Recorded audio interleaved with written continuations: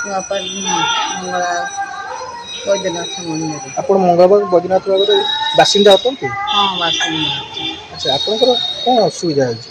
ଅସୁବିଧା ମୋର ହେଉଛି ସେ ମୁଁ ତ ଦୁଃଖ କରିକିରି ଖାଉଛି, ତମେ କହିବାର ମୋର କିଛି ଆପତ୍ତି ନାହିଁ। ତମେ ସବୁବେଳେ ଦେଖେଇ ଶିଖେଇ କାହିଁ କରୁଛ?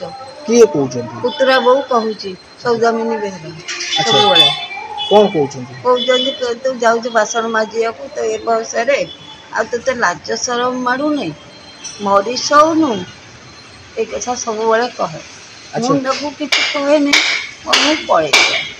କିନ୍ତୁ ଯେତେବେଳେ ଆଉ ଥରେ ପୁଣି ସ୍କୁଲ ହେରିକା ରହିଛି ଗୋଟେ ଆସିଲା ବେଳକୁ ସେ ମୋତେ ଫେର କହେ, ମୁଁ ସେ ମୋତେ ଗାଳି ଦିଏ, ମୁଁ ବି ତାକୁ କହେ ଧରିକିରି, ମୁଁ ନ କହେ ମୁଁ ବି କହେ। ଆଚ୍ଛା ଆପଣଙ୍କର ମୁଣ୍ଡ କେମିତି ଫାଟିଲା? ମୁଣ୍ଡ ଫାଟିଲା ସେଦିନ ମୁଁ ରୋଷେଇବାସ କରି ଗୁରୁବାର 11 ତାରିଖ ଗୁରୁବାର ରୋଷେଇବାସ କରି ମାନେ ଯାଇଛି ଦାଣ୍ଡ ଆଡ଼େ, ମୋତେ ସେଇଠି ଥାଇକିରି କହିଲା ଦେଇ ତୋତେ ଲାଜ ମାଡ଼ୁନି, ତୁ ଏ ବୟସରେ କରୁଛୁ?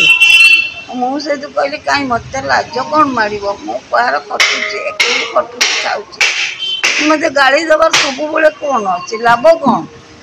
ଆଚ୍ଛା ଆପଣଙ୍କ ପୁତୁରା ବୋଉ ଏସବୁ କରୁଛନ୍ତି, ତାଙ୍କ ନାମ କ'ଣ?